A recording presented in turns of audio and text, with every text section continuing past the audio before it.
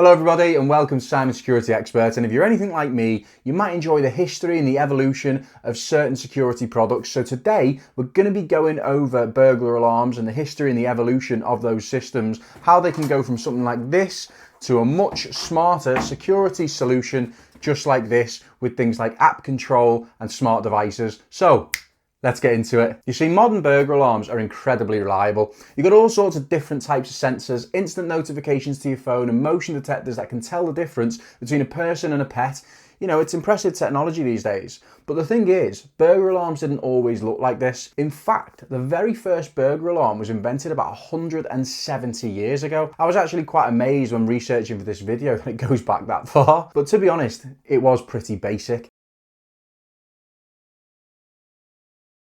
So in this video, I'm going to show you how burglar alarms have evolved from a simple bell connected to a door to the kind of smart security systems that we have today. So to understand where burglar alarms started, we need to go all the way back to 1853, which I just think is incredible. An American inventor called Augustus Russell Pope came up with the first electric burglar alarm system. The idea was quite revolutionary for its time. He connected doors and windows to an electrical circuit, and then if someone opened the door or the window, the circuit would break and that would trigger a bell to ring. It's actually quite incredible that even today we still use pretty much the same concept in modern burglar alarms for things like doors and window contacts, which I've got here.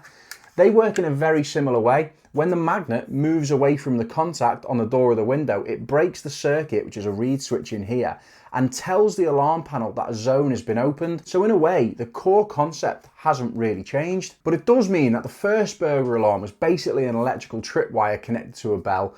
You know, pretty simple compared to what we have today. There's a few obvious problems with this system though. For the start, a bell only rang inside the building, so it didn't give any kind of external warning like the external sounders that we use today, you know, that are up on the walls and that are on people's houses and people's businesses. And then there was another major issue. If someone managed to get into the property without opening a door or a window, the alarm wouldn't trigger at all. For example, someone smashing a window and climbing through it, and back then there wasn't really any DNA evidence if someone cut themselves on the glass, so that was irrelevant. Also, installing these systems was incredibly intrusive because you needed cables running to every single door and window in the property. You know, it just wasn't practical. But not long after this, another inventor stepped in. His name was Edwin Holmes. Holmes realised something very important. Instead of the alarm just ringing into the building, what if it sends a signal somewhere else? So he used telegraph-style wiring to connect buildings to a central monitoring station. If an alarm triggered, the signal would go back to the monitoring office where someone would respond. And this was actually the birth of monitored alarm systems, which are still widely used today. At the time, these systems were extremely expensive, but to be fair,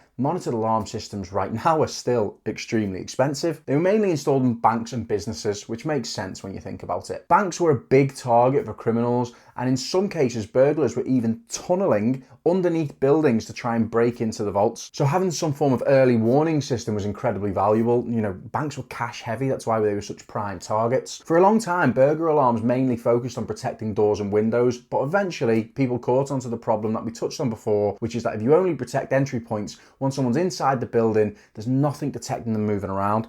That's where motion detectors came in, and in the 1940s, an inventor called Samuel Bango developed one of the first motion detection systems. These detectors worked using ultrasonic sound waves, which isn't the same technology we use today, but you know, it's still pretty cool. The device would send waves into the room, and if something moved, it would disturb those waves and trigger the alarm. It was a massive step forward at the time, but as you might expect, early motion sensors had quite a reputation for false alarms, which, you know, some alarm systems still struggle to shake off today. But thankfully, a much better type of motion detector eventually became common. That's PIR sensors, which stands for passive infrared. These are the sensors you're used to seeing usually, you know, up in the corners of rooms. Instead of using sound waves, PIRs detect infrared heat energy. So when a warm body like a person moves across the sensor's field of view, the sensor detects their moving heat source and triggers the alarm. These sensors are more reliable and they're actually still used in most burglar alarm systems today. Then for decades after that, burglar alarms, they didn't really change that much. You had control panels with relays, bells only systems,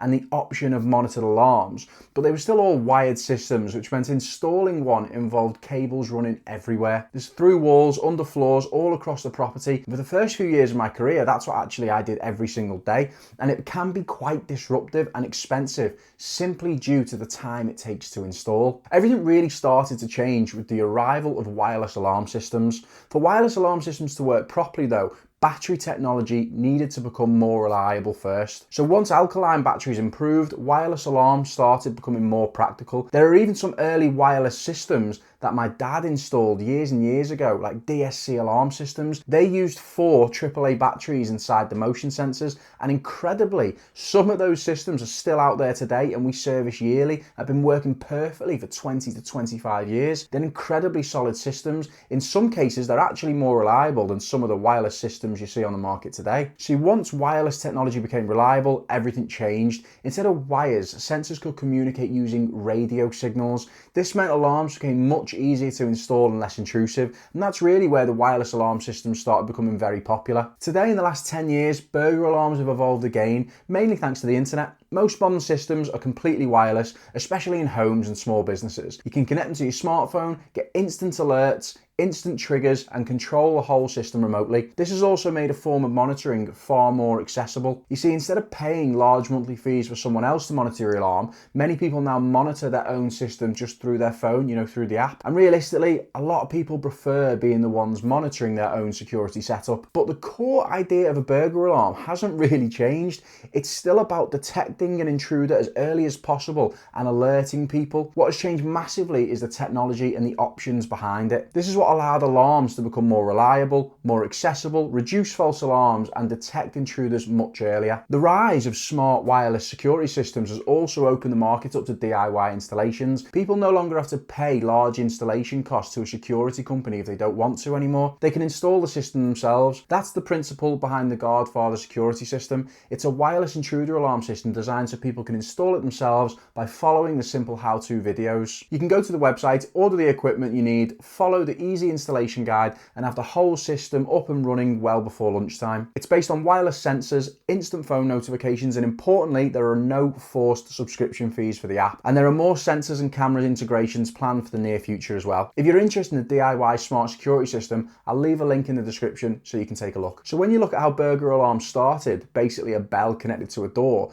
it's pretty incredible how far the technology has come. But even 170 years later, burglary is still a major problem, and realistically, it probably always will be. The difference now is that thanks to those early inventors and the technology that followed, we have systems that can detect intruders much earlier and give us plenty of warning, and that early warning allows us to put our security plans into action if someone does attempt to break in. So in a way, we should probably be quite thankful to those early inventors, because without them, modern home security might not exist at all. And if you want to see whether a DIY security system can work in a mansion, click this video here to watch me install it.